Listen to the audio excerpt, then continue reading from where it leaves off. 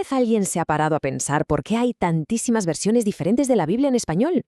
Pues vamos a meternos de lleno en este mundo fascinante de la traducción bíblica para entender por qué no hay una sola respuesta, sino, toda una historia detrás de cada una.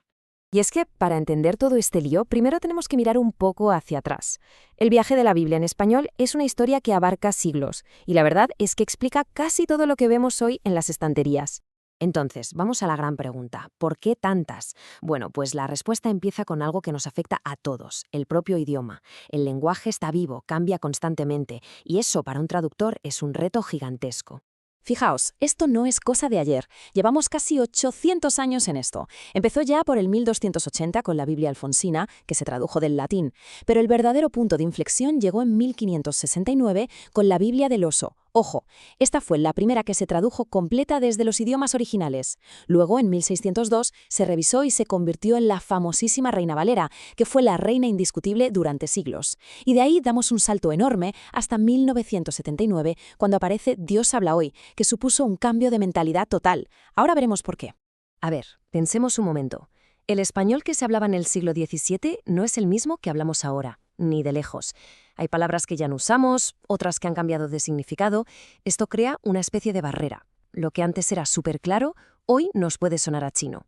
Y ahí es donde empieza el gran dilema para cualquier traductor. Y para asaltar esa barrera, los traductores, a grandes rasgos, han tomado dos caminos muy diferentes. Son como dos filosofías que responden a la misma pregunta. ¿Qué es más importante? ¿Ser fiel a las palabras exactas o a la idea que transmiten? El primer camino es lo que se conoce como equivalencia formal. Es básicamente un enfoque de palabra por palabra. El objetivo aquí es ser un calco del texto original, respetar al máximo la estructura, el vocabulario del hebreo o el griego. Se intenta imitar todo, incluso si el resultado en español suena un poco forzado o menos natural. La fidelidad a la forma es lo primero. Y en la otra esquina tenemos la equivalencia dinámica. Aquí el lema es idea por idea. La prioridad ya no es calcar cada palabra, sino que la idea, el mensaje, el impacto que tuvo el texto original llegue intacto al lector de hoy. Se busca un lenguaje que fluya, que suene natural, aunque para eso haya que cambiar el orden de la frase o buscar sinónimos. Vale, esto puede sonar un poco teórico, así que para que se entienda perfectamente la diferencia, vamos a ver un caso práctico. Vamos a analizar la versión Dios habla hoy, que es el ejemplo perfecto de idea por idea. Como decíamos, se publicó en el 79. A la DHH también se la llama la versión popular, y el nombre ya nos lo dice casi todo, ¿verdad? Fue un proyecto ecuménico, con gente de distintas ramas del cristianismo, y todos tenían una misión clarísima: usar un lenguaje que cualquiera en Hispanoamérica pudiera entender a la primera, sin complicaciones. Es un ejemplo de libro de la equivalencia dinámica. Y mirad, esta cita lo resume a la perfección. Se ha buscado que el lector actual reciba efectivamente el mensaje. La palabra clave aquí es efectivamente. No se trata solo de poner las palabras en una página, se trata de que el mensaje llegue, de que se entienda de verdad lo que se quería decir. Y ahora viene lo interesante. Vamos a poner estos dos enfoques cara a cara para ver cómo funcionan en la práctica. En el texto. Aquí se ve clarísimo. La Reina Valera, que es más formal, usa palabras como redención o propiciación. Son términos teológicos muy técnicos con una carga de significado brutal. Pero seamos sinceros, ¿quién usa la palabra propiciación hoy en día? En cambio, la DHH, buscando esa claridad, lo traduce como liberación e instrumento del perdón. La idea general se capta al instante, aunque se pierdan algunos matices teológicos por el camino. Y aquí está el quid de la cuestión, el famoso equilibrio.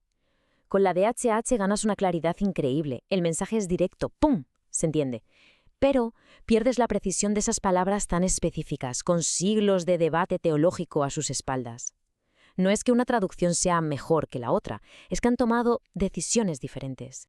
Y esto es súper importante que quede claro. No estamos hablando de una traducción buena y una mala, es una elección consciente. Los traductores de la DHH se plantaron y dijeron: nuestra prioridad número 1 es que el mensaje llegue a un público lo más amplio posible, y para eso eligieron el camino de la sencillez. Y todo esto nos lleva a una conclusión fundamental, que nos afecta a todos como lectores cuando nos enfrentamos a estas versiones. Claro, la pregunta que todo el mundo se hace es, vale, muy bien, pero ¿cuál es la mejor? Es una pregunta lógica, pero quizás no es la más útil. En lugar de buscar la mejor versión en abstracto, la pregunta de verdad debería ser: ¿para qué la va a usar la persona que la lee? ¿Cuál es su objetivo? Y esta tabla lo ilustra muy bien. Si alguien es, por ejemplo, un estudiante de teología que necesita analizar cada matiz del griego original, pues una versión de equivalencia formal como la Reina Valera es su herramienta. Pero si se trata de una persona que se acerca por primera vez al texto y solo busca inspiración, pues una versión de equivalencia dinámica como la de HH es una puerta de entrada fantástica. Al final, la mejor traducción es la que mejor se adapta a lo que se necesite en cada momento. Así que, al final, toda esta larga y fascinante historia de traducir la Biblia se redució a una pregunta que sigue en el aire.